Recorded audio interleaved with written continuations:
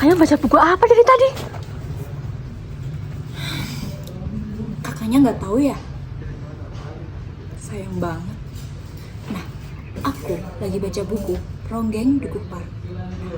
Ronggeng Dukuh Paruk ini bercerita tentang seorang penari yang bernama Serintil. Dia terjebak dalam tradisi di desanya. Tradisinya itu seakan-akan menjual perempuan. Karena apa? Karena setiap kali dia menjalankan tradisi ronggeng, dia selalu ditawar oleh pejabat-pejabat dengan harga yang cukup fantastis. Mana kak bukunya, kembaliin. Iya udah nih, aku balikin. Makasih ya. Bahasannya kita lanjut di rumah aja ya. Teman-teman nyangka nggak?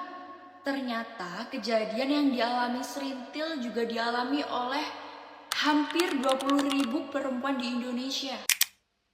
Aku baru saja menemukan informasi dari Komnas Perempuannya langsung teman-teman.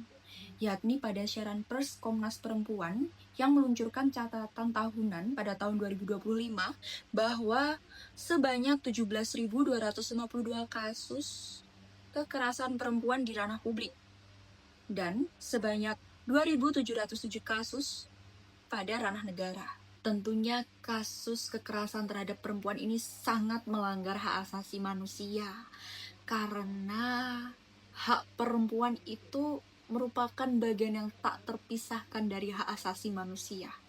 Jelas, karena hal ini ditegaskan dalam Konferensi Dunia HAM di Wina pada tahun 1993 yang mengungkapkan prinsip-prinsip utama.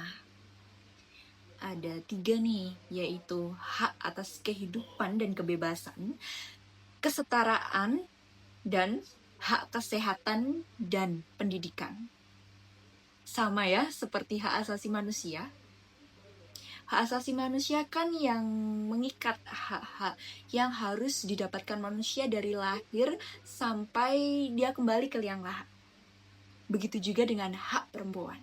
Selanjutnya, HAM ini juga telah diatur dalam landasan konstitusional, yakni pada Undang-Undang Pasal 28A dan 28J Undang-Undang Dasar tahun 1945 sebagai hukum tertinggi yang mengatur hak asasi manusia. Selain itu, ada Undang-Undang Nomor 39 tahun 1999. Setelah kejadian ya berarti. Nah, Undang-Undang tahun 1999 ini itu mencangkup hak fundamental warga negara, kayak hak untuk hidup, berkeluarga, mengembangkan diri, rasa aman, kebebasan pribadi, keadilan, dan turut serta dalam pemerintahan dan hak atas pekerjaan. Lalu untuk memutus perkara pelanggaran hak asasi manusia berat itu ada di nomor 26 tahun 2000. Her,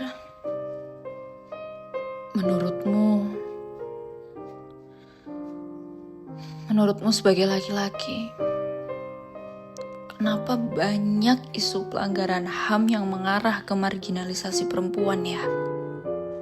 Masalahnya jelas, perkara laki-laki yang gak paham sama kesetaraan gender.